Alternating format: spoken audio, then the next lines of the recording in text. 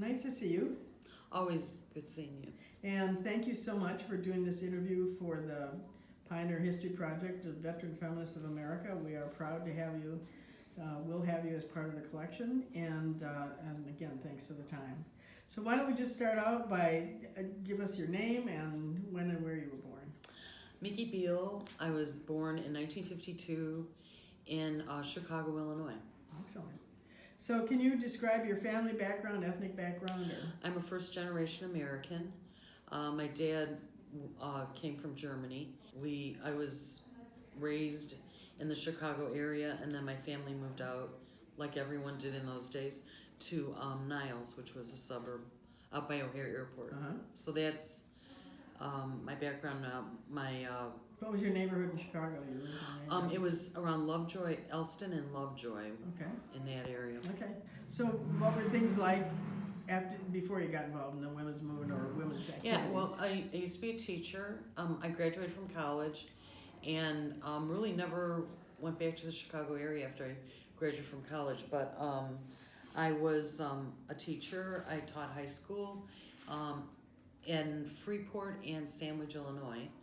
And this was before teachers had collective bargaining rights. Right.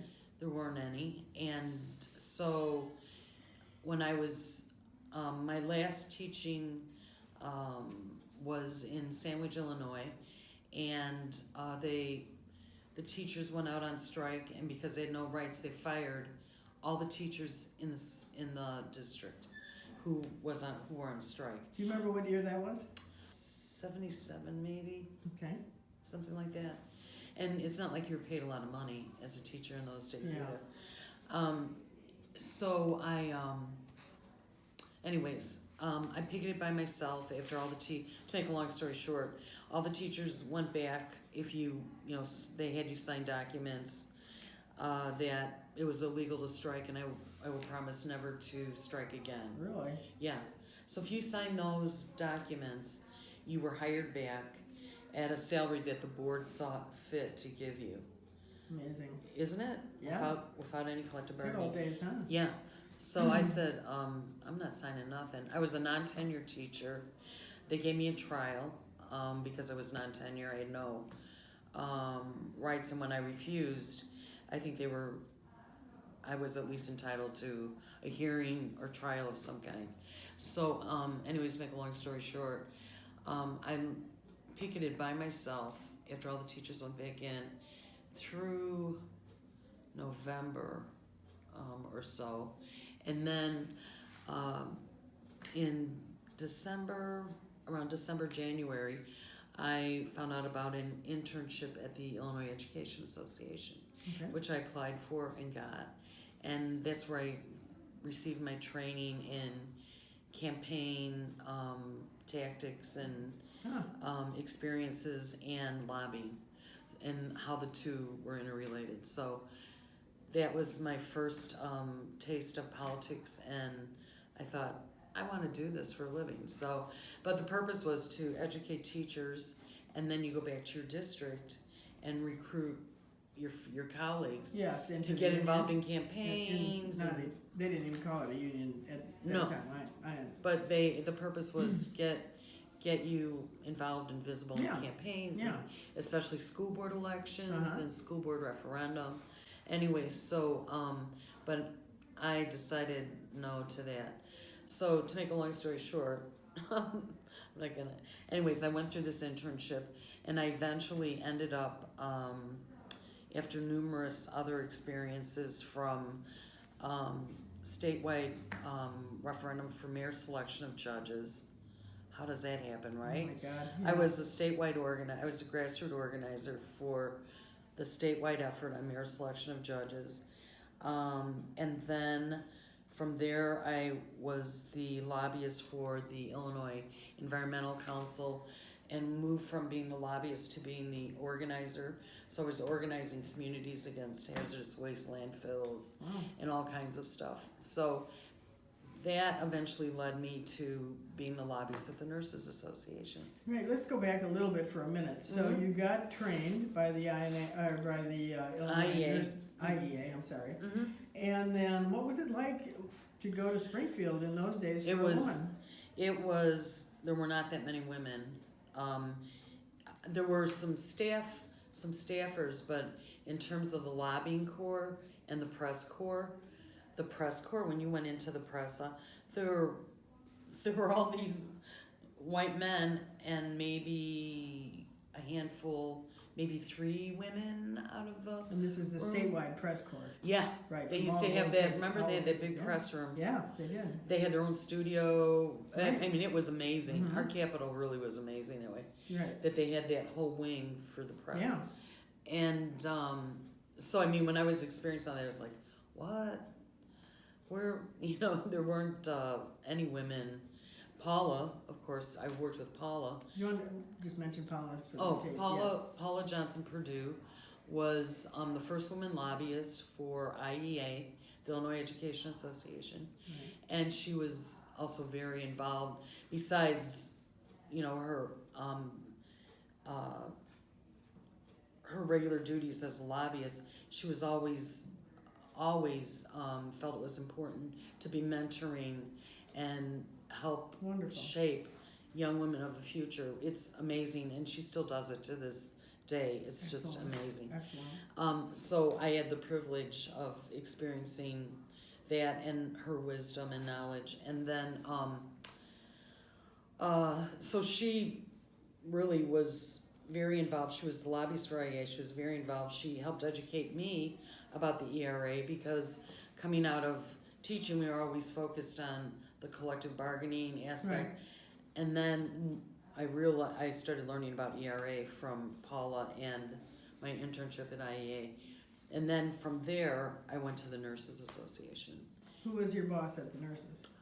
Well, Ann Zimmerman was the executive director, Right.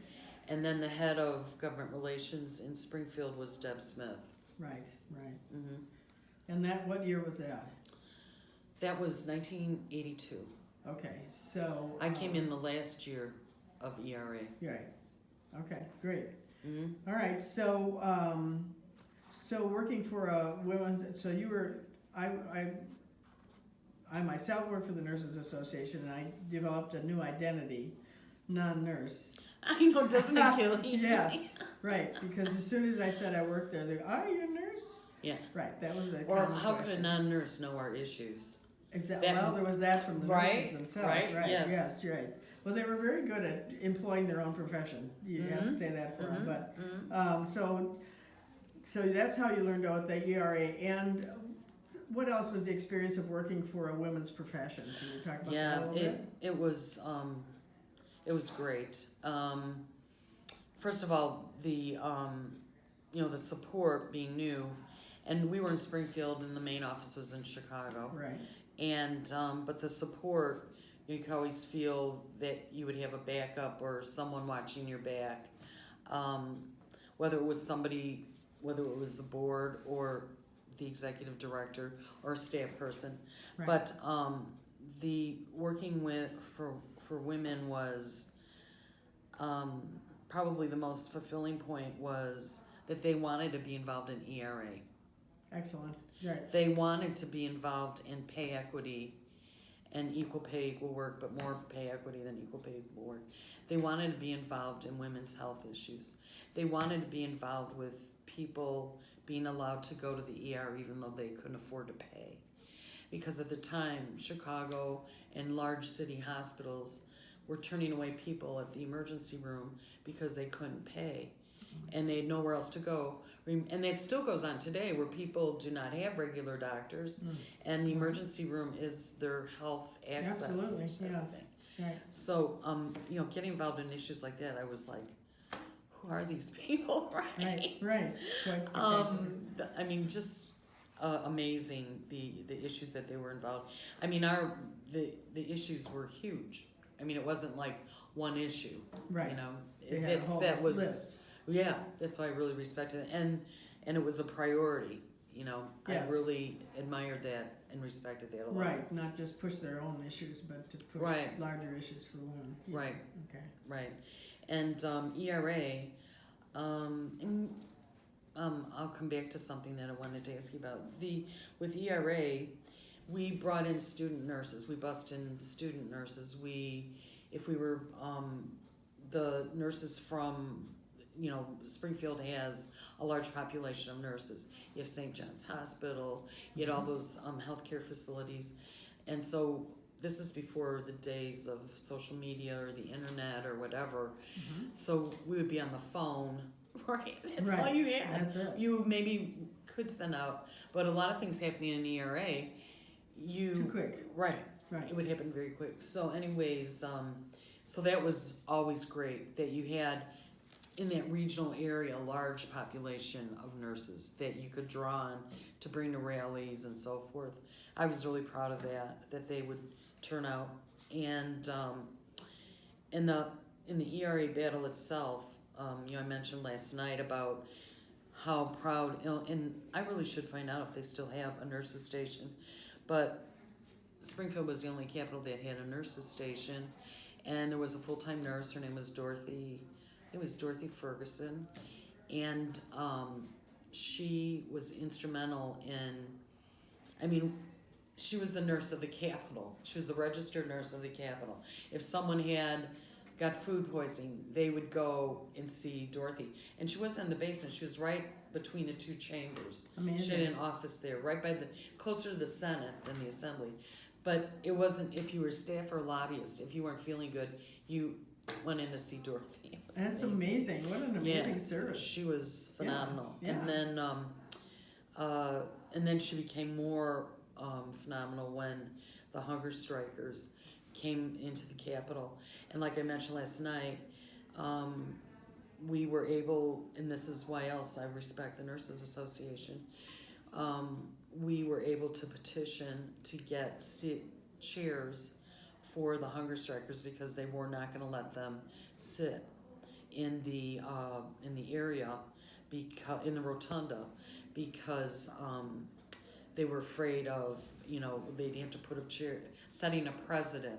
Because as you know, there are not chairs anywhere. In the in the rotunda. Right. But we were, through Deb's assistance, we were able to get those chairs. And then that allowed Dorothy to do regular checks and see if there was anything she could do to help, because I don't think the public really understood, but every day they were getting weaker and weaker. One woman almost died from a collapsed lung. I mean, they were in very serious condition. It wasn't like they were on a diet, they Right. weren't eating anything. So, Were they just drinking water? Was that it? Yeah. They just drank water. uh-huh. Can you remember as best you can how long to set the context? This is at the end of the ERA campaign. I think it went from like the mid-May, like the 18th or Mhm. 19th of May to almost the end. And this is 1982. Uh-huh. And we're coming to the end of Yes. the ratification period for the Mhm. ERA. Okay. Mhm. Yeah. So this was, So that, it was a long time. And then, so that, And as far I was as so you know, proud. they decided not to arrest him and drag him out of there. They, apparently. yeah, they, until we got the petition to allow the seating, I think they were looking at doing something. Right. But Okay. when we petitioned the Secretary of State, who Mhm. has jurisdiction over the buildings, about the chairs, then that kind of freed them up. But Okay. we always had the paramedics, were all alerted about the hunger strikers, so we'd call them every day to, let them know that they're going to be in the Capitol. Mhm. We don't know if we'll be calling you or not, but we just want to give you a heads up. So we were in communication with them because that's how seriously ill a Mhm. lot of the hunger strikers became. So for people to understand, they came during the day and then they went away at night. Mhm. Okay, so they didn't. They try put to them in a stay. van, yeah. Okay. And if they were in bad shape, sometimes it might have had to have been an ambulance, but it generally was a van that they had Okay. that they were escorted back and forth. Right. So you were in the Capitol during remind me again when you started? February of '82. Okay, so you were in your intense familiarity with the ERA campaign was in those last crucial Yeah. several months. Yeah, it was. So, what was it like to have all these demonstrators inside the Capitol? I loved it, the echo of their voices. If you've ever been in the Capitol, in any Capitol, but especially our Capitol, the echo of the voices brings such power and strength, especially when you're lobbyists and you're not winning and stuff. But anyways, but that, I thought it was very powerful and strong when you could hear everybody's voices chanting in, you know, with each other on ERA or I always love protests and protesters, even today. So I just was very proud, and they filled each, you know, floor. They have, you know, they have the chamber floor, Right, then they have the floor below where the governor is, right, and then they have the bottom floor, and there were protesters on each level. The bulk of them were outside the chambers of Right. the House and the Senate, but they were everywhere. It was phenomenal. what was the reaction? It was one of the Yeah. largest protests. I mean, Ever, and right. the Stop ERA people would have protests, but I don't remember them being that big. Right. So what was the reaction of legislators? To the strikers or to the protests? Or to Well, all tell of it? us about both. Yeah, you know, being new to my position, I felt when the legislators were, oh, that's so extreme, the hunger strikers. Right, I think it's awful, and I will not vote for ERA because of this.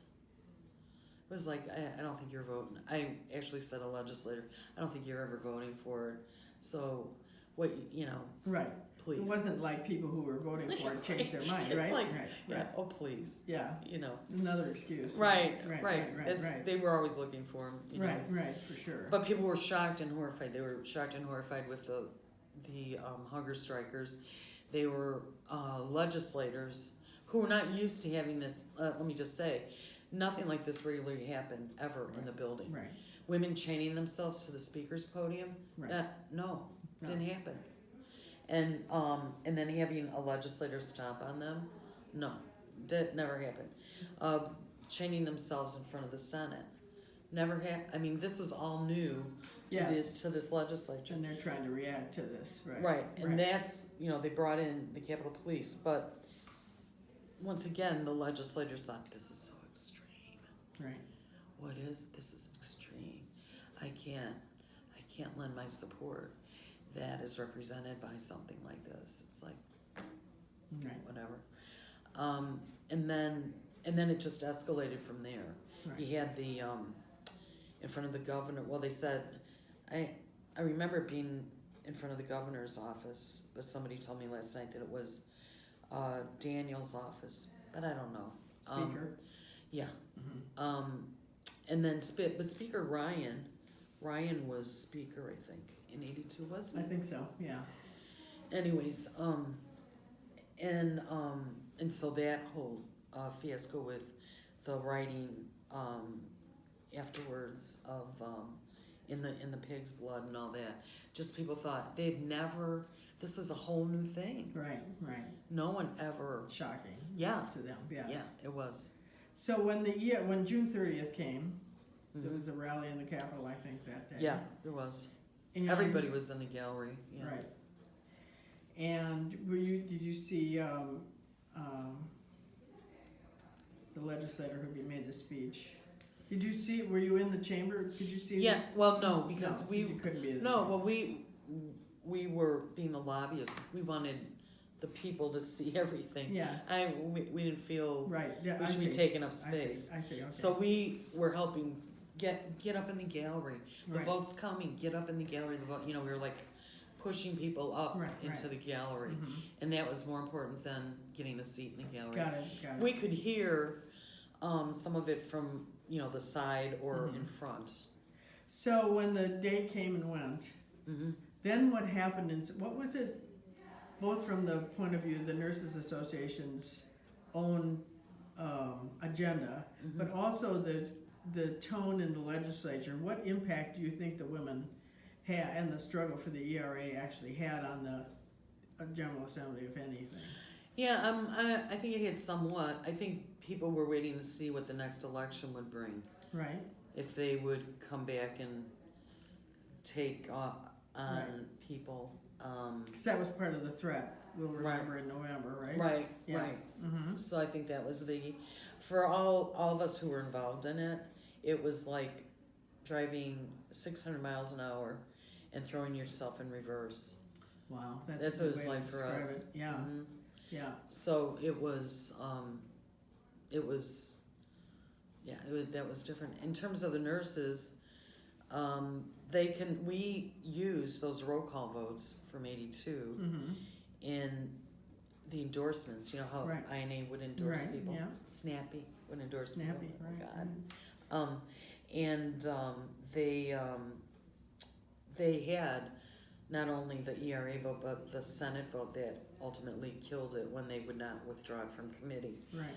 So I know they used that, but it probably fired up nurses more than ever to look at pay equity, because that really, with nursing, it still is Yes. a monumental Right. disparity between. So in someone terms of thinks that salaries. nurses are a conservative, come from working class, a lot of working class families, but that wasn't true of their association. At least there was pretty universal support in the INA for the Equal Rights Amendment. Yeah. and pay equity. There were trying to think of the name of the group. When because we were involved in these electoral activities, they would try to have, we called them fake nurses. This is before fake news. Oh, We that's called them funny. fake nurses. Who would say, "Oh, INA doesn't speak for nurses," and, Right. Okay. you know, that kind of stuff to offset our endorsements of people. Right. The right. docs would hire somebody to do things like that. Really. The Medical Society. Yeah. Really. So the Illinois- Medical Society was The really Illinois opposed. State Medical Society. Yeah. Okay. Yeah, they were opposed. Yeah. So how was it working with the other lobbyists, the opposition lobbyists? Or did Oh, you mean just work afterwards? aside? Yes.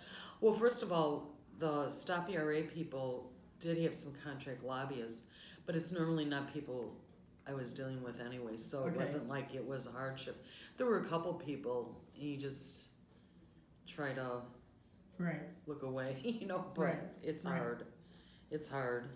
But, you know, most of the people they had were contract people. Okay. So after the ERA went down, how did you view yourself as a women's rights activist as well as the INA lobbyist?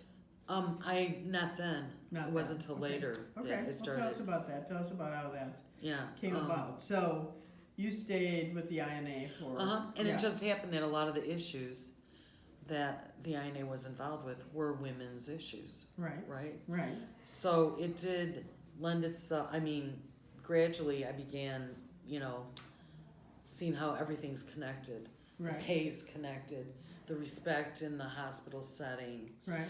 And there's only two ways to correct that, and that's through collective bargaining Mm-hmm. or legislation of Right. some kind. Yeah.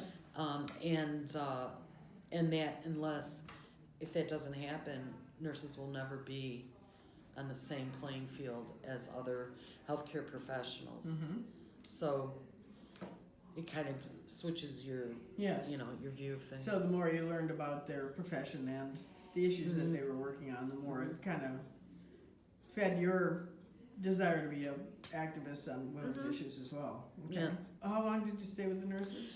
I was with the nurses. I left Illinois in '88, Okay. so I was with them 6 or 7 years, I think. And okay. I went to lobby for the Milwaukee public schools in Milwaukee, Wisconsin. Okay. And I continued my, So did you lobby in Madison? yes, Okay, I was okay. a commuter, we called ourselves commuter lobbyists. Oh. You know, they always have these names.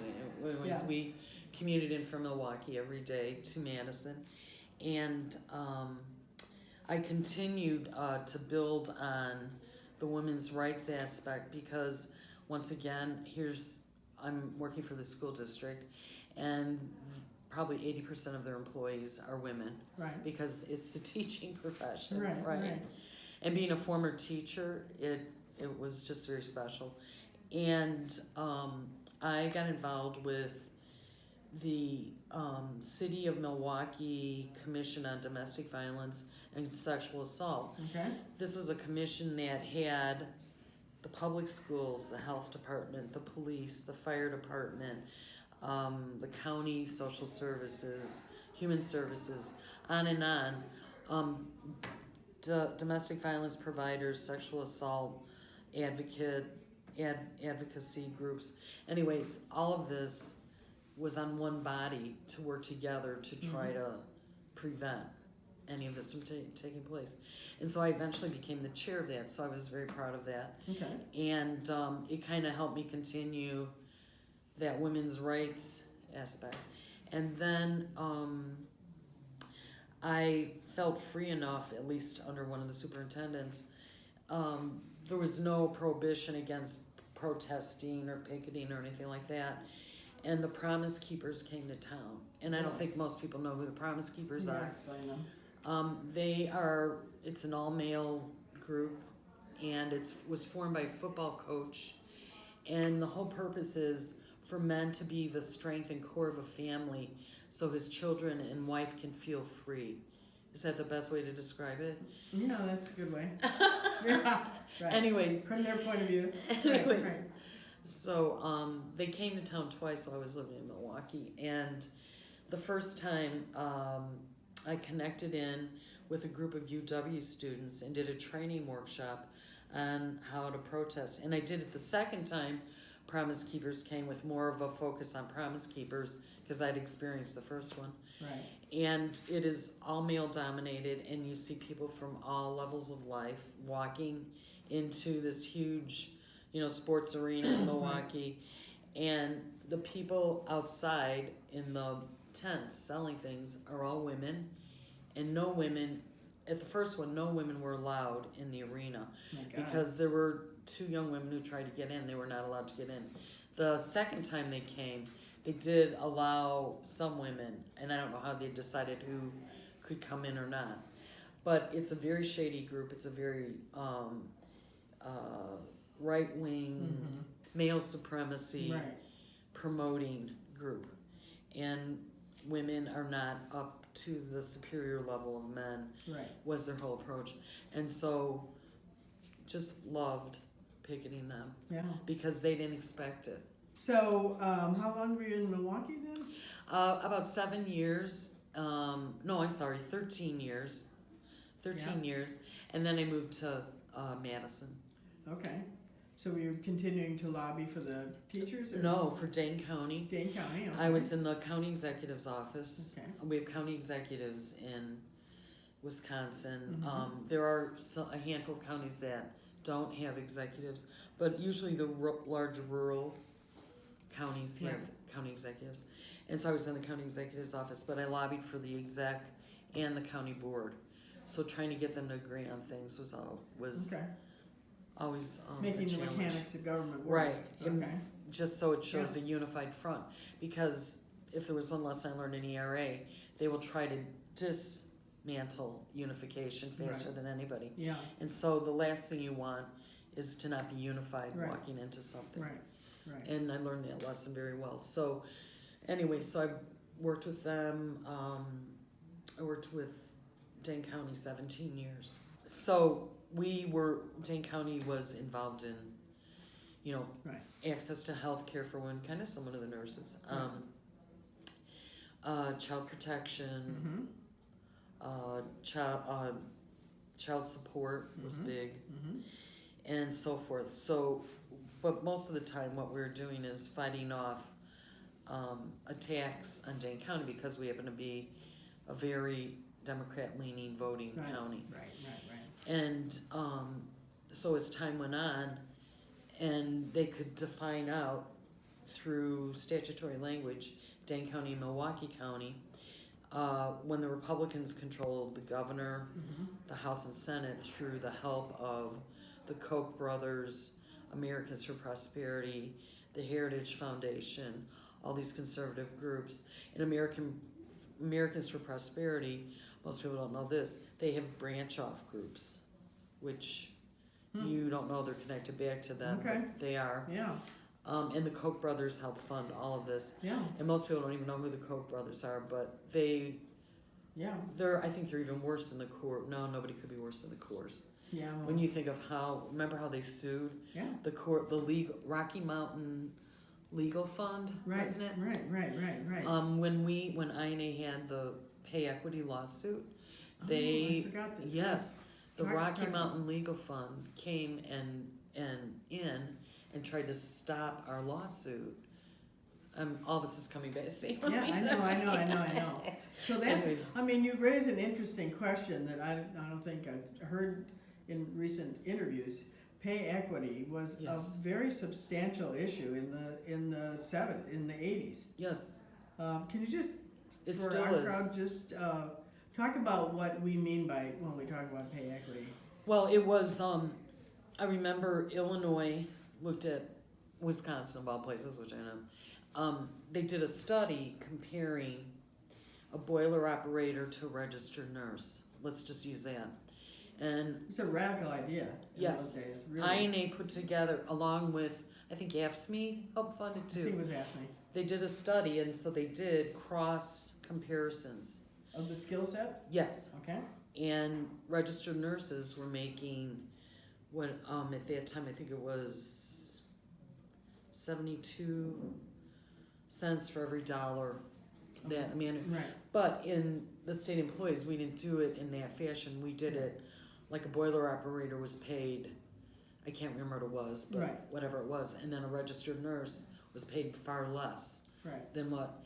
And so when those comparisons came in, we used them in our lobbying on Right. pay equity issues. Yeah.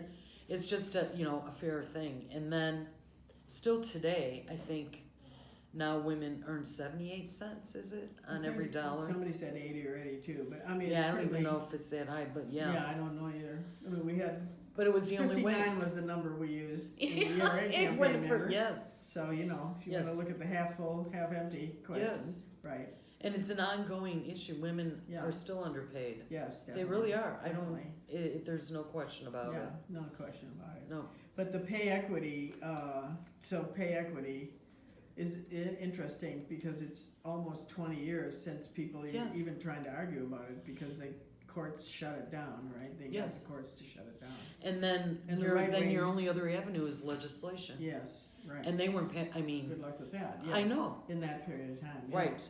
No, I mean, anyway, it's interesting. And then that's something that popped back in my mind. I remember, and you'll remember this. There was something in Washington D.C. There was some rally going on ERA, and the American Nurses Association had their convention in D.C. at the Yes, same time. Yes, And Ann and somebody else got the ANA leadership to send all 700 that's right. restrants Oh, of I their remember that. convention. Yep. Do you to go? I just couldn't remember what year it was. If I it don't was the either. senior, but they sent all 700 Right. They members of cleaned the out convention and shipped them over to Amazing. the ERA rally.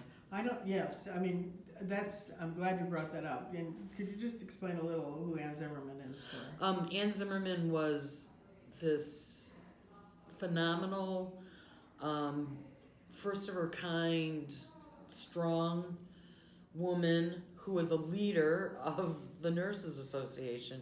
Really, she was more than the executive director. She was the leader, and she was also a mentor, but she was a leader. And she was also a leader in Chicago, which a lot of people I don't think are aware of. There weren't many women leaders of groups, of nonprofit groups, or of Right. labor groups, or of anything. Right. So she was also a pioneer in so to speak. But she was intelligent. She, you'd want her on your side. You wouldn't want her against you. She could work a meeting better than anybody I've ever Right. seen. She could take hold and run a meeting like nobody. And whether it was an INA meeting or meeting of doctors sitting at a table, Mhm. right? Mhm. She ruled the meeting. Intimidated by no one. Yes. Mm-hmm. So she was a total confident, and she was a great role model for all of us, Yes, all the definitely. staffers that were there. Well, and she went on, I can't remember the year either, to run for president and run and win president of the American Nurses Association. So she left our INA I know. for 4 years, I think, and then went, and I think when the convention all went over to the ERA, it might have been when she was president. I bet. I bet it Because I was. remember, I know Right. she was involved, because people right. told me she was involved. Right, so what, we've heard about the ERA and we've heard about nursing related issues, pay equity issues, and other related issues. Any other issues that you worked on in your women's experience that you wanna talk about or highlight?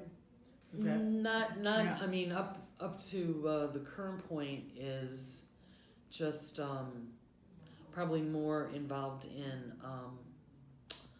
domestic violence and Okay. sexual assault, and the importance of pay equity when it comes to single female-headed households, right, and how if people would only look at that a little Right. more seriously yeah, instead of how they look at single female-headed households. But I would venture to guess in Chicago and like in several of the cities in Wisconsin, a large population of households are single female-headed, right, and they deserve to have the same pay right, as men who are, working at similar Right. jobs. So. right. And So- maybe it would help keep them Yeah. solid and stable. Mm-hmm. Are there any things that that you are particularly proud of in your history or memorable experiences that you had that we haven't talked about yet? No, just all the experiences I've had through my years of lobbying. Yes. There's just so many. Yes. So many experiences. Do you think your work in women's issues had anything to do with your commitment or increased ability to lobby? Oh yeah. I mean, because of all the different aspects, there were so many different, I don't know what to call it, flavors in the ERA. Yeah. It just was. It was a whole unique lobbying Yeah. experience. Right. It really was. Are you involved as an activist in any issues right now, or? No, not at the current moment. Okay. I just retired, and so I'm detoxing and I'm Yeah. figuring out where I'm gonna go from here. And in terms of the lobbying corps, I'm sure there's more women now in Springfield, right, Yeah. than the original Sure. 4. Yeah. And I'm sure in Wisconsin, it's not much better. We have, I think it's about 800 lobbyists, and less than 25 are women. And out of that, maybe 12 are full-time in the Capitol, where you'll see Really? them all the time. And that's the one thing that I see changing in lobbying, is in the era of computers and phones and whatever, Right. is less and less people come to the Capitol to lobby because Oh. they can watch everything online. Okay. In Wisconsin, everything's online now. They have a paperless legislature. Wow. Yeah, there's Really? everything's paperless. That's amazing. Isn't it? Yeah. I know, when it happened. But think of the mischief, okay? But it is paperless. And then whenever they're on the floor, you can watch them. And so if someone's messing up, you can just call them, right? The legislator on their That's cell. amazing. But you Isn't have it? to spend the time wherever But you yeah, are, I never right? did. But Right. the But contract you- lobbyists just sit in their Watch conference room TV. like this and watch it all. And Right. so that's been a real change. Yeah. I mean, we thought beepers back in Yeah. the day in ERA. Yeah. We thought beepers were like this modern thing. Right. And then think of where we've progressed from there. Mhm. People thought the fax machine was the new miracle. Yeah. Right. Right? And then the portable phone, Right. and anyways, On and on we go. it's so different, yeah. And probably the one thing that I saw in Wisconsin that I'll probably never experience again is the destruction of the labor unions. When the Republicans took control of the House and Senate and the Right. governor's office, the Right. governor, his first pronged attacks were on women. Mhm. The ultrasound bill that he had Right. all kinds of bills. This is Governor Walker. Walker. Mhm. And it was fascinating. And the big hit on women was Act 10, which eliminates all the local government labor unions. The state, I forgot to say that, the local government and the state employee Right. unions were eliminated. gone. Wow. Yeah. And the only way you could have a union is by impossible standards that no one could meet. Right. So they said, oh no, we're not. If you do X, Y, Z, well, nobody could do X, Right, Y, Z. exactly. So to Same. watch that destruction in front of your eyes Right. was phenomenal, and not phenomenal, it was shocking and horrific. It was apocalyptic Right. is the best way to describe it. And the teachers union, majority women. Right. The local county government employees, Right. mostly women. Right. The state employees, Right. mostly women. Right. Total attack on women. No one Seemed to in the notice. press noticed. Amazing. Isn't it? Nobody really brought that up. It was the They let it be assumed to be an attack on labor, that only labor had to defend themselves as opposed Right. to an attack on. it was the whole campaign, which was funded by the Koch brothers and everybody else, Right.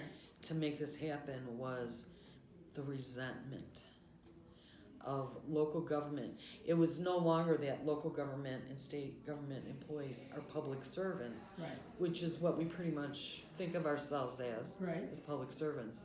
But the resentment that was fed into the public about these state and county and local government employees and teachers and the insurance they get, and you don't get that insurance, and the pensions they So get, the same kind and of you don't resentment, get that. right. Mhm, The mhm, whole mhm. resentment approach to conquering those issues. It was So as the private Brilliant. sector got more stingy, then they tried to turn the public employees against, or the disadvantaged employees against the yeah, and the people rural, in the decent. the farm and Right. ag communities. Right, Yeah, right. and that is true. It happened. Like Walmart. I don't know about in Illinois, but Walmart in the past used the state insurance program to pay their employees Right. because their employees had no insurance, Right. so they were on Badger Care. Right. You know. Right. And and most everyone knows, and So you're there's no collective bargaining person, Right. that when you have labor unions like the local government labor unions setting these standards for pension, insurance, Mhm. whatever the case may be, you know, people think it influences other areas, Yes. the private sector, Definitely. other arenas. So they did away with it, and the concern was the impact it would have on the middle class.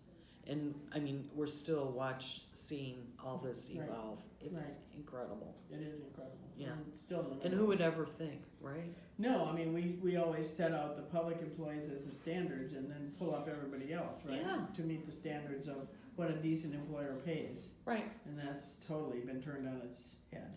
And another thing they went after is living wage. Mhm. So Dane County, I think there was maybe one or two other counties that had living wage. So we had a living wage ordinance, and it stated that anyone who contracted with the county had to pay their employees a living wage. And our formula deducted that living wage was, I think, $13.82 or something. Right. It started out at 11, and then it built up through the years. And so it's just kind of basic Right. mathematics. Right. No, it's not. For what things cost, Yeah. right? Well, the first thing the House and Senate and Governor did was prohibit local governments from having a living wage. That's it. That's it. That was another thing. Way of controlling the local government. Yeah. And then they started, I could go into my whole conspiracy, but then they allowed landlords to have rights over tenants. Mhm. They took away all the tenant rights Mhm. on everything from security deposits to access to your living space. Mhm. I mean, it was phenomenal. And the right to evict, adding all these new right to evict Mhm. criteria. Anyways, All it was related, like one all thing related. after another. Yeah. It was It incredible. was a total onslaught, yeah, for Mhm. workers, yeah. Yeah, it was incredible. Okay, Mickey, have we Yeah. talked, is there anything else you'd like to talk about that we haven't, No. haven't thought to ask, or? I just Doesn't come feel really honored and privileged that I had the chance to I'm glad. experience ERA and all the positions I've had through the years Right, and working with INA, but to think it's like once in a lifetime, you know, to have the opportunity mhm, to experience what went on with ERA, you know. And I did, you know, before 82, I did have involvement in ERA, but 82 was, to me, yeah, that was the final yes, Yes, push. yes, Yeah. yes, it was. But no, I'm just grateful. I'm grateful for you and all that you've done. You have been a great leader and inspiration for women around this state. I'm sure around the country. Thank you. And I just really consider myself lucky to have been in the right place at the right time.